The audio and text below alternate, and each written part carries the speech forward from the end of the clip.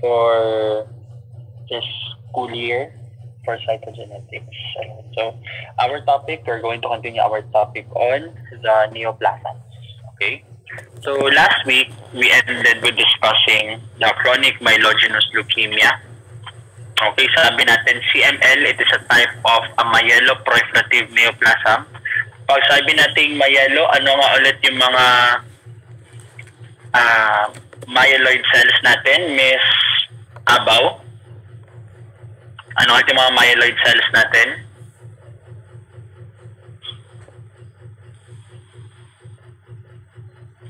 Hello? Miss Abaw? Okay, Miss Abeliera, ma'am, what are our myeloid cells? Sir. Yes, sino to? Sir, nandito naman po, sir. Si Miss Abaw, sir. Okay, so ano yung mga myeloid cells natin, Miss Abaw? Yung mga monocytes, sir. Mga... Sige, kompleto. Mga platelets, granulocytes. Sorry lang. Platelet, Nakalimutan ko. monocyte, Platelets, granulocytes, monocytes, erythrocytes, sir. okay, so we have our platelets, our red blood cells, our neutrophils, eosinophils, basophils, and monocytes. Okay, kasi sabi natin, yung nag-iisang cell na nasa lymphoid cell line, we have our lymphocytes.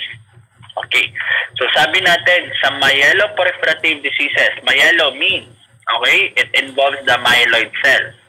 Proliferative means there is an increased production of the myeloid cells.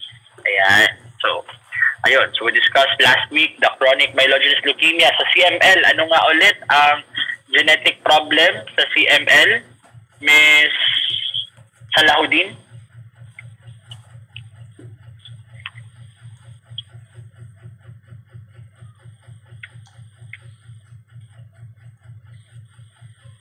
Miss Salahuddin?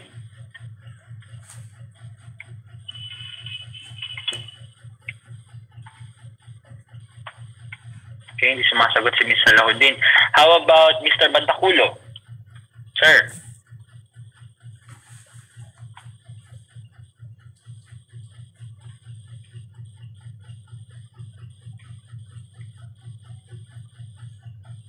Mr. Bantaculo?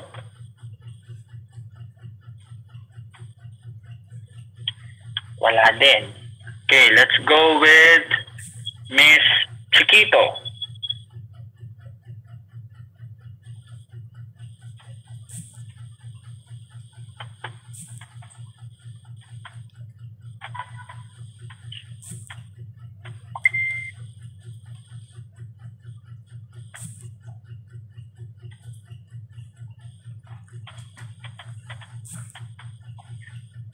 Walang estudyante. Okay, Miss Legarde.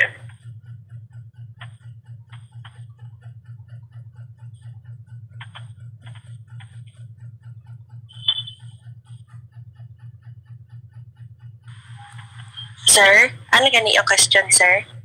Okay, question ma'am.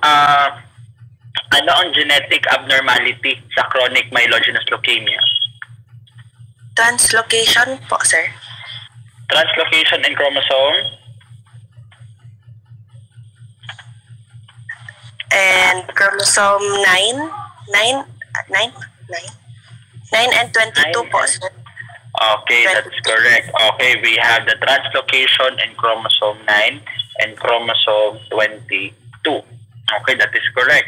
Now, the translocation, the chromosome 922, that's what we call the Philadelphia chromosome. Sabi natin, in chronic myelogenous leukemia, it is a type of a myeloproliferative disorder in which mataas ang lahat ng white blood cells, but with the predominance of neutrophil and neutrophil blast.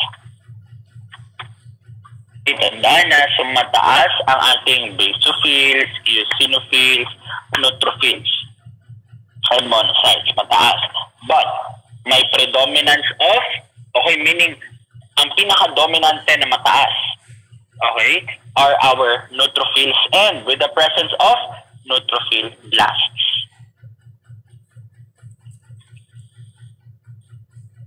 Okay, we also discussed na ang ating CML, it should be differentiated from leukemoid reaction. It should be differentiated from leukemoid reaction. Okay, Miss Villarreal. Ma'am? Miss Villarreal? Yes, sir. Okay. Miss Montalban, December 2 na po. Okay. Okay, Miss Villarreal. Okay, so here's my question for you. What is leukemoid reaction? Sir? Paki-ulit po, What sir. is leukemoid reaction?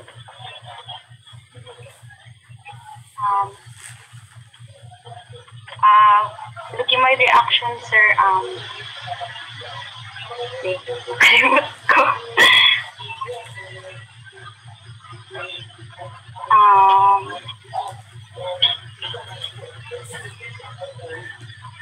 Ano po, sir? Nakalimut dyan ko. Sa ganito ay. Andiyan lang yan sa notes mo, ma'am. Hindi ko.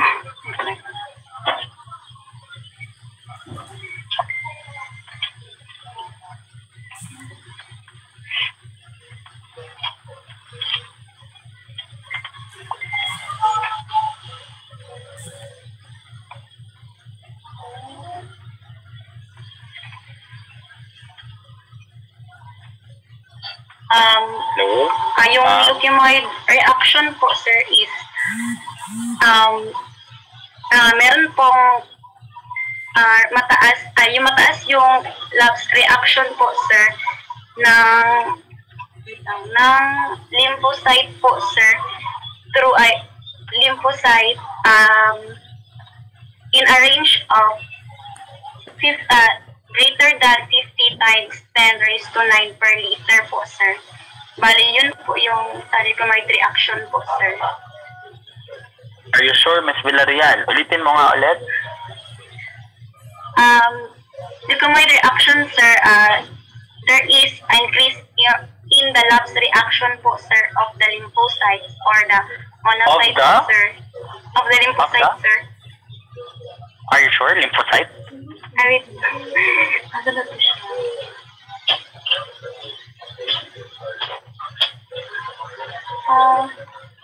CML. Kaya natin gusto kong ma-differentiate ang CML from leukemoid reaction kasi, di ba CML myeloid? So, dapat myeloid din si ating leukemoid reaction. Okay, so that is correct. Pag sinabing leukemoid reaction, that is an increase in the number of white blood cells. Okay, we have an answer here from Miss Beautiful, Miss Montalban. A leukemoid reaction is an increase in the white blood cell count which can mimic leukemia. So that is correct. Okay, so kaya nga, we need to differentiate CML from leukemoid reaction. Bakit, sir?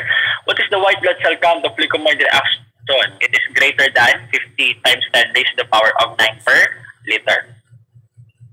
Okay? Now, there is one way to differentiate our leukemoid reaction from our CML. And what is that test? Miss Sumagaysay.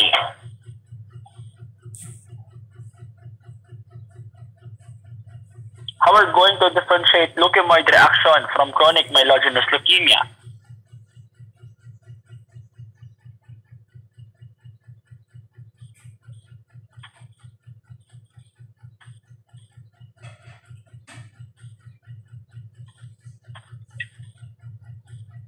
Hello? Tama na lang dyan. Wala. Si Miss, Okay, Miss Havison. How are we going to differentiate? Sir? Ano, sir, kapag How are we going marami... to differentiate CML and leukemoid reaction?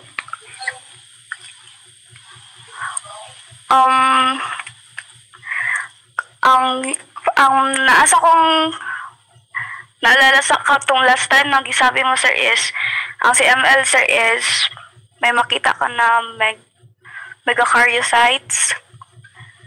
And sa leukemia reaction is increase of white blood cells lang, sir. Another, ma'am. Yes, sir. Ano pa? Ano pa ang differentiation nilang dalawa? If na leukocyte alkaline phosphate, sir. What about leukocyte alkaline phosphatase?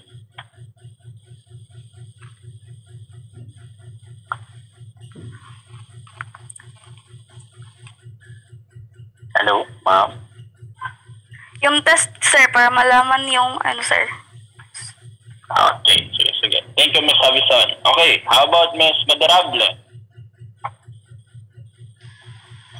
Yung sabi niya sir na ma-differentiate ang CML and ang leukemia reaction through leukocyte alkaline phosphatase kasi yun yung ginagamit para ma-detect yung neutrophil count.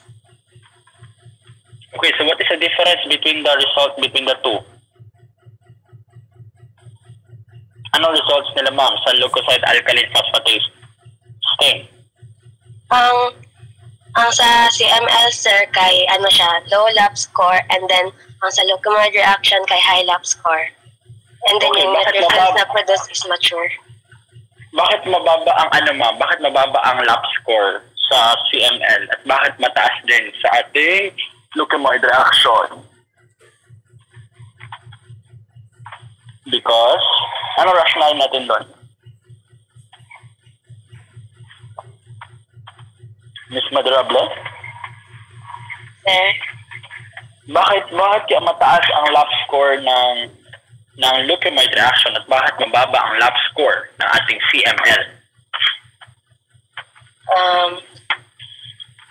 Siguro kasi, sir, sa leukemia reaction kasi ang ma-produce niya po sa neutrophils is mature. Okay, and sa CML, sir, hindi. Okay, so that is correct. Or ganito. Sa lab score, ang nadetect sa lab score or sinistain ng leukocyte alkaline phosphatase is ang mature neutrophil. So we are going to count only the mature neutrophils. Hindi natin ika-count ang immature, yung mga blast, hindi natin ika-count ang eosinophils, basophils, and monocytes. Okay? Ngayon, sabi natin sa CML, increase of white blood cells with predominance of the neutrophils and blasts, with presence of blasts. Pero sa ating leukemia reaction, increase ang white blood cell count with predominance of neutrophils or mature leukocytes. Okay, so yun. So let's proceed to, thank you for your answers. Let's proceed to the next. Okay, let's go to the mature B-cell neoplasms. So by the term itself, since this is B-cell, ang affected ay lymphoid. Okay, ang affected is ang lymphoid. So first we have the Burkitt lymphoma. Okay, it is a cancer of the lymphatic system, particularly of the B lymphocytes, kaya mature B-cell neoplasms, found in the germinal center. Now, the germinal center, okay, this is a site for maturation of our lymphocytes. Okay, so in our Burkitt lymphoma, okay, ang affected dito ay ang ating lymphoid cells. Okay, naintindihan ba? We have a question here. Sir, leukemia reaction, sir, nag-increase dahil sa infection. That is one reason why there will be an increase of the white blood cell count, okay, in leukemia reaction. Usually, that is due to infection or septicemia. Pag sinabi natin septicemia, so that is the infection of the peripheral blood circulation.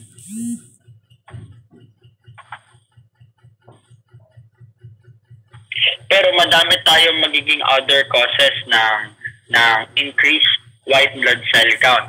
Madidiscuss natin to fully sa hematology Like kasi pwede siya drug-related or chemical-related.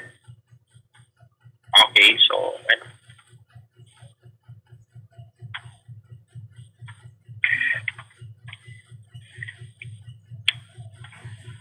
Burkitt lymphoma, it is associated with our Epstein-Barr virus. So Epstein-Barr virus, okay, it causes infectious mononucleosis.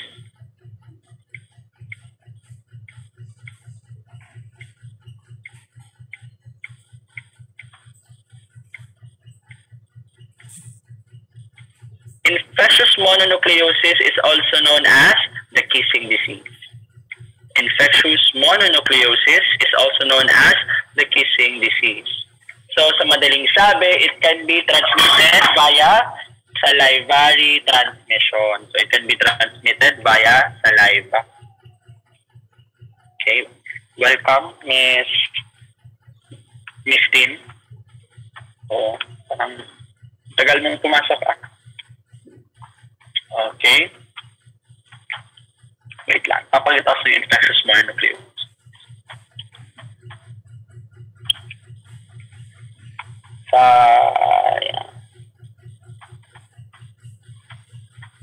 Yeah. So, infectious mononucleosis is a viral infection affecting the oral cavity. Ayun. Other name of infectious mononucleosis is glandular fever.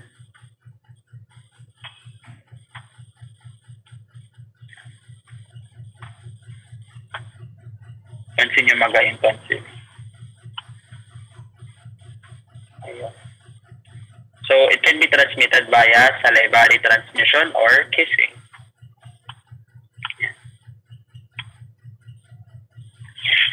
So, classification, it is endemic, sporadic, and usually associated with immunodeficiency variants. So, it is associated with our Epstein-Barr virus, which is the causative agent of infectious mononucleosis or the kissing disease.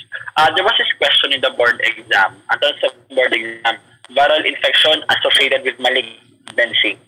Viral infection associated with malignancy. Ang sagot natin dyan, okay, nasa choices is the Epstein-Barr virus. Okay? Epstein-Barr virus. Other viruses that may cause malignancy or cancer, meron din tayong human papilloma virus, or HPV, which causes cervical cancer.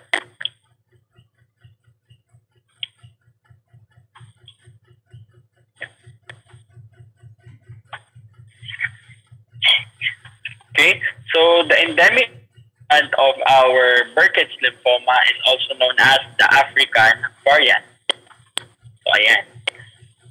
So, most commonly occurs in children living in malaria endemic regions. Okay, like example, we have sa Africa. So, the Epstein-Barr virus infection is found in nearly all patients. So, this is a type of neoplasm that is usually associated with immune deficiencies. So the disease is characteristically involves the jaw, other facial bone, distal ileum, cecum, ovaries, kidneys, and breast.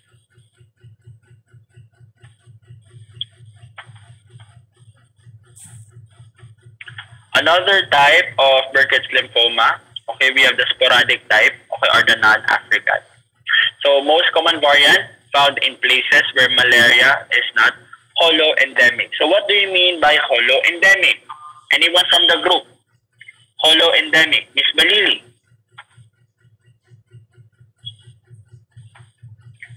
Hello, Miss Balili. Miss Balili. Hello.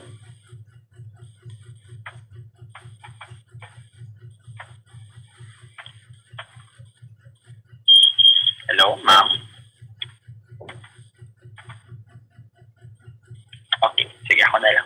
So, pag sinabi nating holo-endemic, okay, dito tayo balik kanina sa endemic, di ba? We have the endemic variant. Nakalagay dito, found in nearly all patients.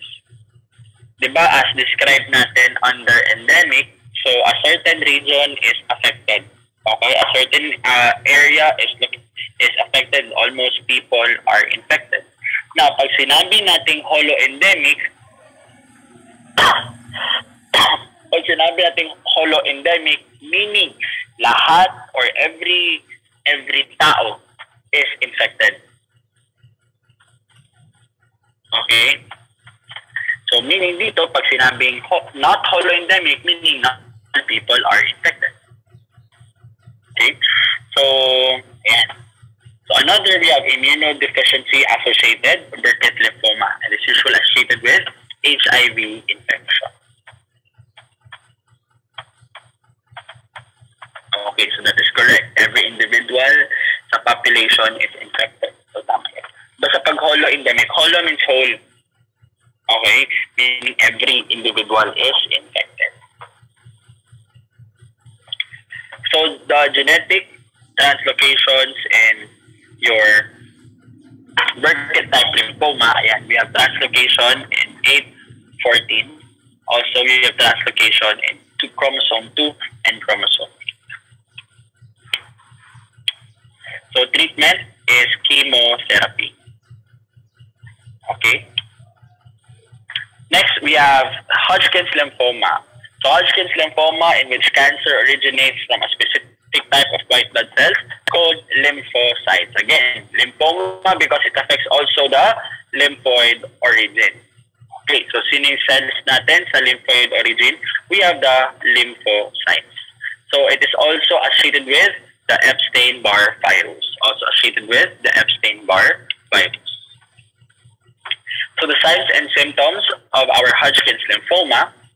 Ayan, so most common symptom of Hodgkin's lymphoma is painless enlargement of one or more lymph nodes or tinatawag nating lymphadenopathy. Okay, tinatawag nating lymphadenopathy. Why is there an enlargement of the lymph nodes? Because of the increased production of the lymphocytes. Okay, so other associated symptoms, we have itchy skin, we have hepatosplenomegaly, and pain following alcohol consumption. Okay, pain following alcohol consumption. Ayan. So, the diagnosis we do is lymph node biopsy. Okay, lymph node biopsy ang ating sample na ginagamit, okay, for detection of Hodgkin's lymphoma. And under the microscopy or under peripheral blood smear, okay, or rather under the biopsy, we can see the Reed-Sternberg cells, okay, also known as the lacunar histiocytes. Okay, the Reed-Sternberg, may nakamag-brief about Reed-Sternberg cell.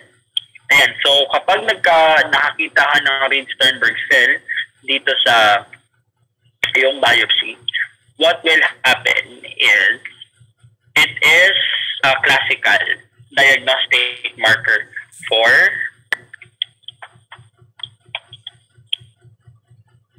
ayan.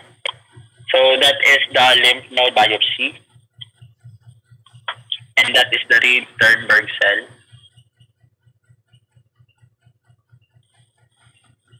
Ayan.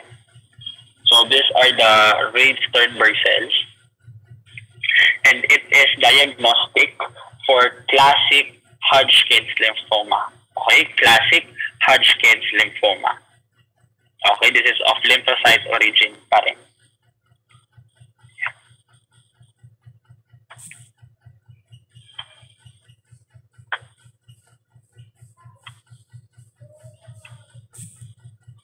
By the way, hindi pa kayo maka-relate. The Reed-Sternberg cell is also antigenically the same with the Lewis blood group. Antigenically the same. So the antigens of the Reed-Sternberg cell mimics that of the LEX antigen.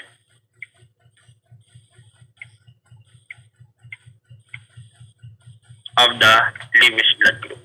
By the way, the Lewis blood group, this is a type of blood group that can be detected in your saliva.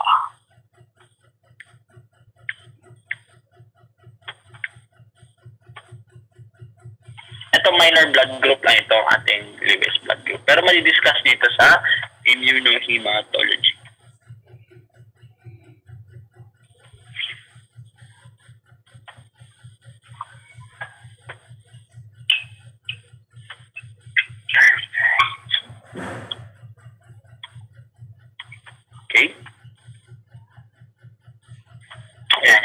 So Hodgkin's lymphoma, still.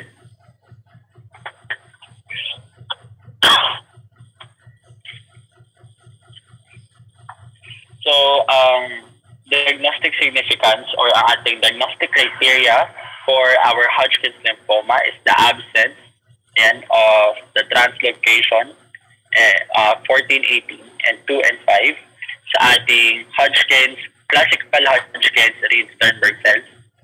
Okay, so, yun. If the translocation is absent from the Reed-Sternberg cell, this is a diagnostic significance for our Hodgkin's lymphoma.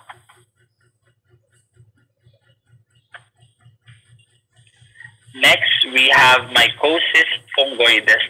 Grabe, napakahima to pala ng topic na ito. Napakahima to. Sa hematology po kasi ito na-discuss. Mamaya, siguro may Sézary syndrome din dito. Okay. So, mycosis fungoides. Hi, Doc.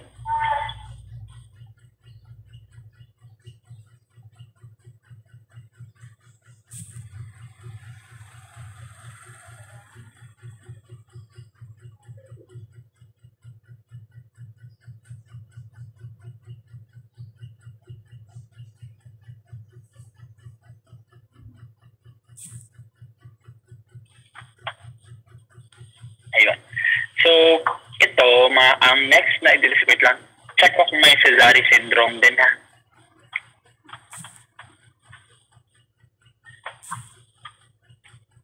Ayun. Mycosis fungoides and Sézary syndrome. Okay. So, now let's go to mycosis fungoides. So, i-discuss na ito, these are types of malignancies that affects the cutaneous region. Pag sinabing cutaneous region, it affects the skin. So we have mycosis fungoides. Okay, and we have Sézary syndrome.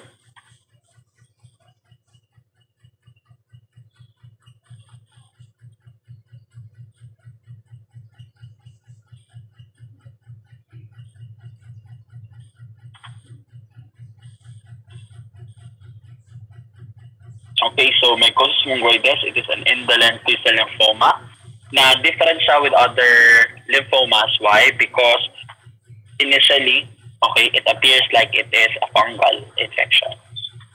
Kasi mycosis fungoides.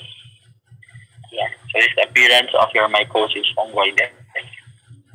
Actually, the same ito with Sézary syndrome. Halos pareho ng manifestation, si mycosis fungoides at si Sézary syndrome. I'm going to show you the cell that is characteristically found in mycosis fungoides, Sézary syndrome, sorry. We have the Sézary cells. The Sézary cells also known as, meron kasi cerebriform. May kita natin ito sa ating peripheral blood smear. Napakahima to. So this is the cell that you can see in mycosis fungoides and Sézary syndrome. Ayan. Cerebriform. Para siyang utak, di ba? Ay, ito yun. And para siyang utak. So ang tawag natin dyan ay Sézary cell.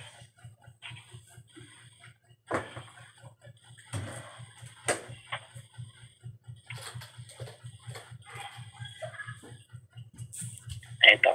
Another, ito, cerebriform. Titingnan mo, para siyang utak.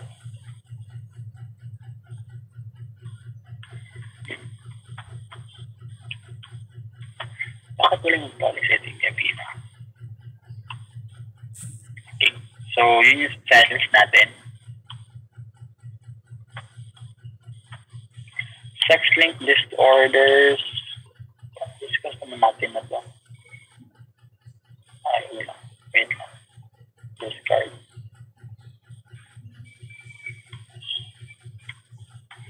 Okay. Sige, discuss lang pa rin natin. Check sa slide mo. So, now let's go to the sex-linked disorders. So, sa ating sex-linked disorders, so this will be we'll be knowing about the patterns of inheritance of gene mutations. Okay? Ito yung na-discuss na rin natin na kung bakit pag X-linked disorders, bakit ang babae carriers lang or usually carriers, and kapag ang lalaki magmamanifest ang sakit. Okay? Yeah, so we can see here. So the patterns of inheritance and presentation when a gene mutation is present on a sex chromosome rather than a non-sex chromosome, which is what we call our autosomes. So here we will be seeing the patterns of inheritance. So again, we have for males, our sex chromosomes for males, we have XY. Ayan. For females, we have XX. Okay, XY. And we have XX.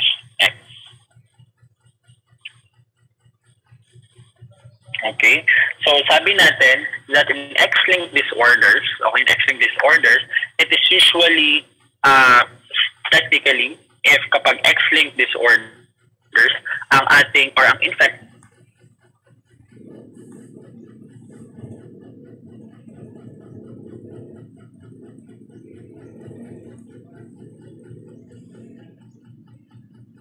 let's go with X-linked disorders. Okay, so we have here the affected father. Okay, father, we have XY. Okay, and we have unaffected mother. So the mother is healthy. Okay, so by virtue of Punnett square, pareho din yun. Check natin na, correlate natin with our Punnett square.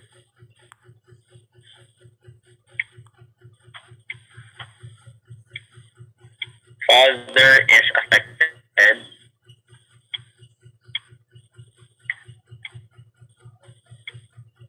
Okay, mother is normal.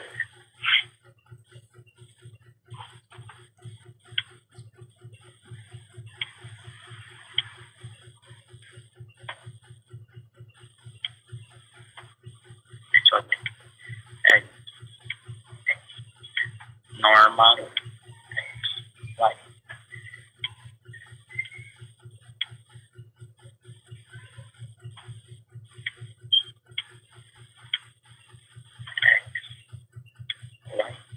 Okay, check natin ha. Okay, so we have unaffected mother and we have affected father. Ayan. So by virtue of Punnett square, ito ang lalabas. So we have 50% probability of carrier daughters and we have 50% probability of normal males. Check natin dito. We can see here we have unaffected son. We have unaffected son. So ito na yung unaffected son natin. Okay? And then we have our carrier daughters, dalawa. Ayan, XX.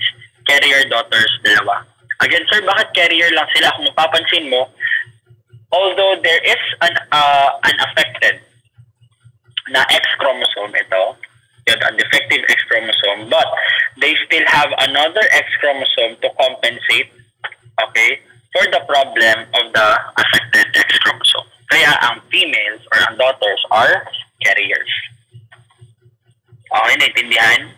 Kasi meron pa silang spare na another X chromosome na pwedeng mag-compensate para sa pagkasira ng isa. Okay? So still, they are carriers. Okay? Okay, what if tumanda ito si baby? Si baby girl tumanda. So ito na yung si carrier. So what will happen? Okay? The mother is a carrier. Okay? And then next we have the father is normal. So what will happen?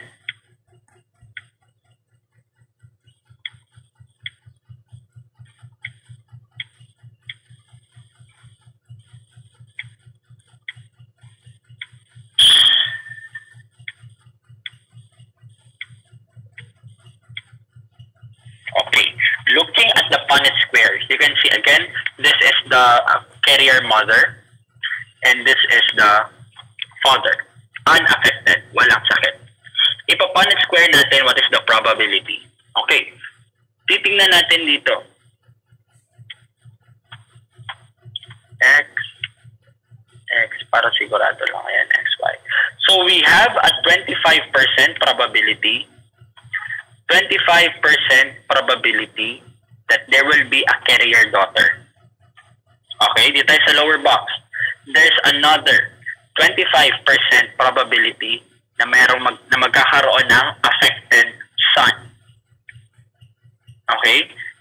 And 25% probability of unaffected daughter and another 25% probability of unaffected son.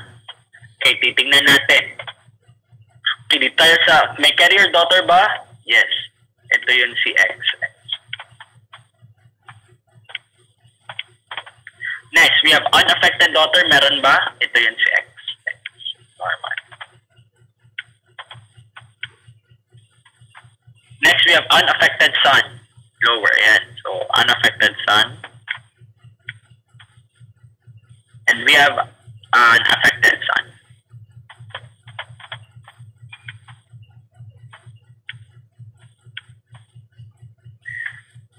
So, sir, bakit yung isa lang X na defective pero affected agad? Kasi nga, males don't have a spare X chromosome.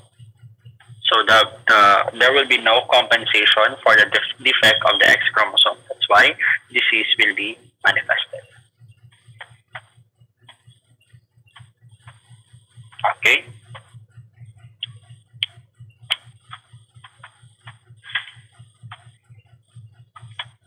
So still, okay, dito naman, the father is affected and the mother is normal.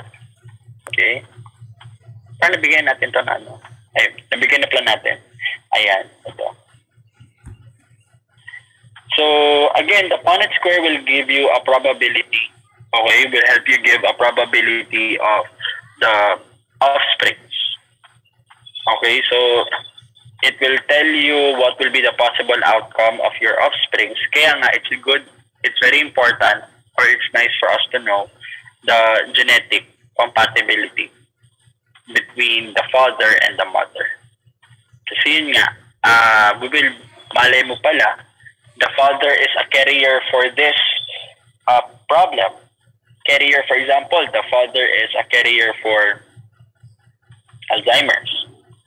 And then the mother is also a carrier for Alzheimer's. Then increased chances of having unaffected offspring or offspring which carries the Alzheimer's disease syndrome. Okay. The same yan, kaya nga sabi, I don't know if I told you the story of hemophilia A. Diba? Hemophilia kasi is known to be a royalty disease. Okay?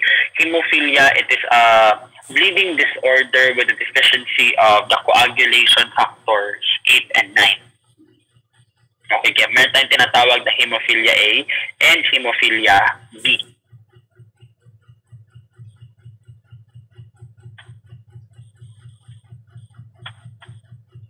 So, bakit sinabi nila na royalty disease ang ating hemophilia A? So, we know that hemophilia B rather, was carried by Queen Victoria.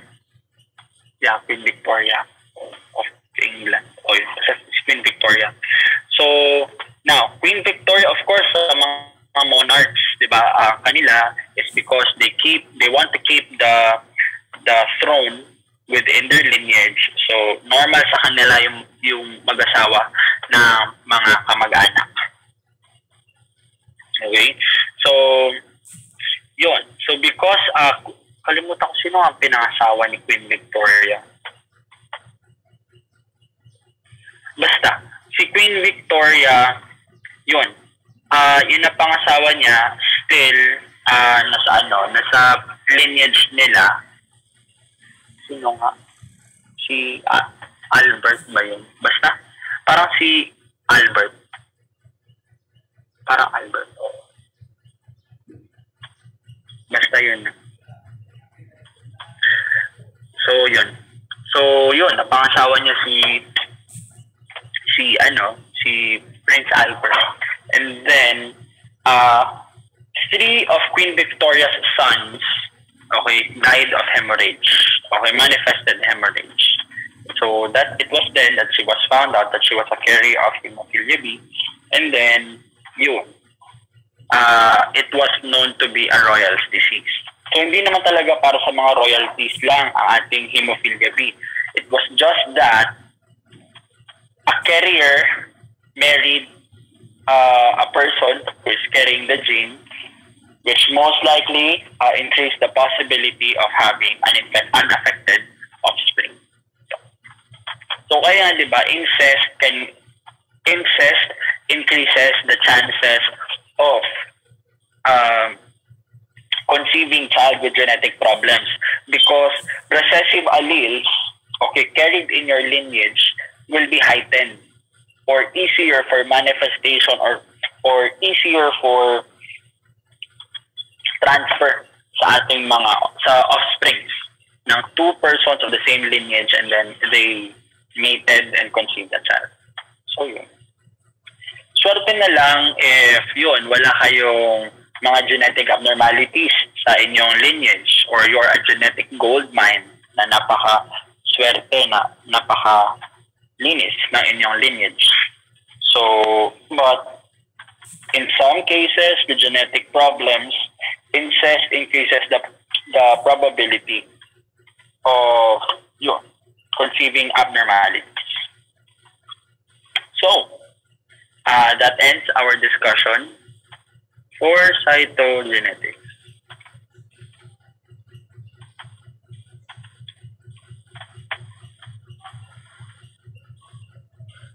So that ends our discussion. So these are some of the X-linked dominance and inheritance.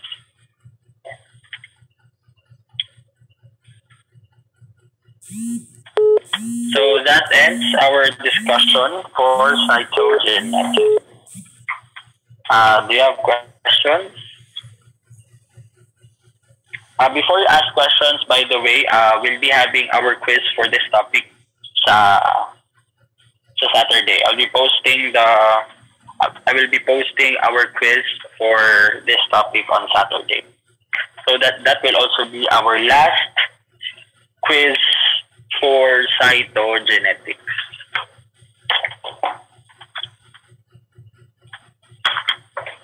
Do you have questions, concerns, clarifications?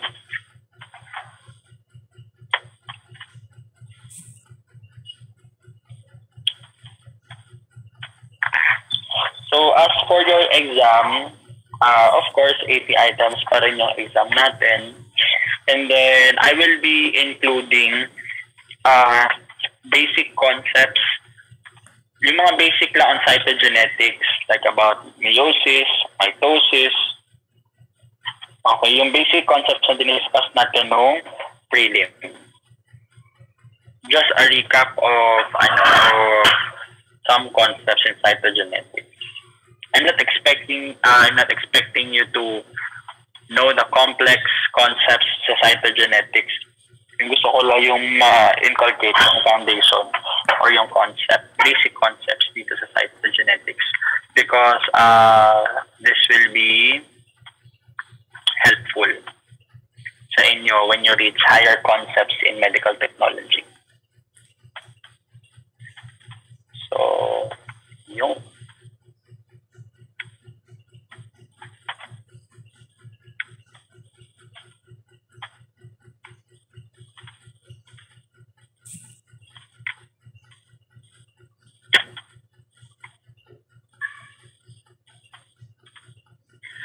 your grades for midterms, I'll be sending it via Schoology.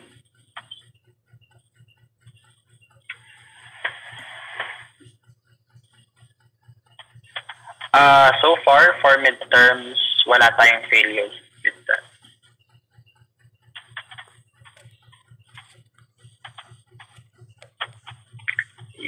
So far.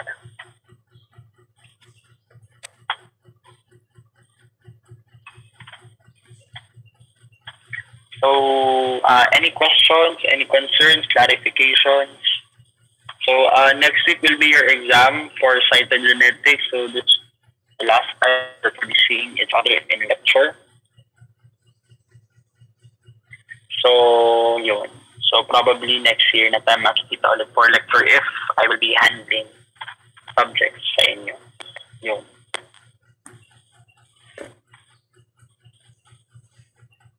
Ano ba?